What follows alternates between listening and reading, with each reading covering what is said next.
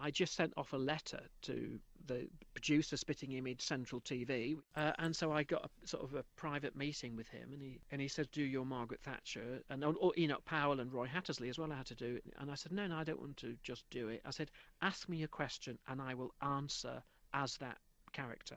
And he thought, okay, ask Roy Hattersley a question, and therefore I decided to answer it. Well, obviously I can't remember what the question was, but I found a way of answering the question as Mr. Hattersley himself.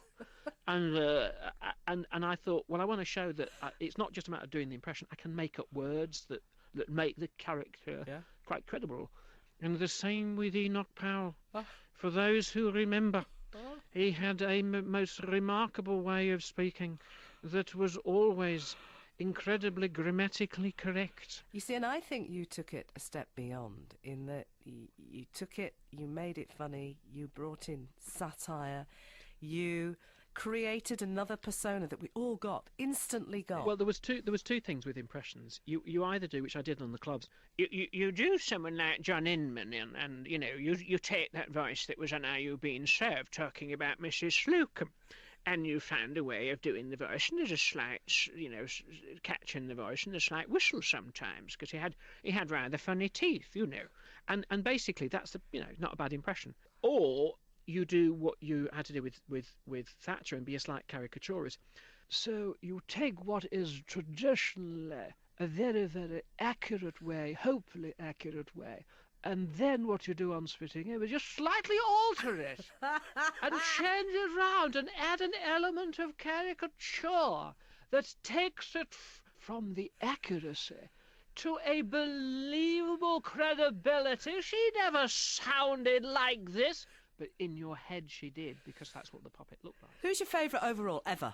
I tell you what happens. Impressionists get together, and the one voice they always ask me to do, because occasionally, they say, go on, Steve, do that one. And that is, the big reveal, Joan Hickson as Miss Marple. Oh, do Joan Hickson. Oh, well now, you see, the thing about this particular voice, and the reason I think that so many fellow impressionists like it, is that it is so tiny, you see. And it's very easy, sort of doing Derek Jacobi, because he's the Emperor of Rome. But taking a voice that is so incredibly slight, you see. It was the sherry, Chief Inspector. It was in the sherry, you see. People used to do Brian Clough, and this guy said to me, well, I can do Brian Clough by holding my nose. And he held his nose and he did Brian Clough. And I said, yes, but I can do Brian Clough without holding my nose. He said, how did you do that? I said, I don't know, but I can do it. And of course I'm still doing that voice, because it's basically Ed Miliband. It's a version of him, really. It's that sort of adenoidal thing. Do you know, that's the first time I've heard Ed Miliband done properly. And he's had his adenoids done. Is that going to give you a problem? No, it's made it slightly worse.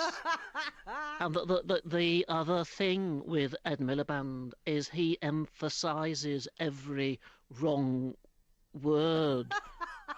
He does not get any of them right. So what are you working on now? People have been saying, can you do David Cameron?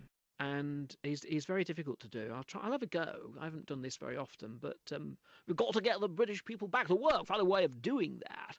You see, debt is what you've got when you have less, when you had nothing. So what I want to do at the next election is go back to that, so I can say to the British people, what I have achieved is absolutely nothing.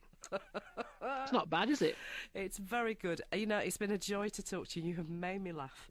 That's good. That's what I do. I know it's what you do, but yeah.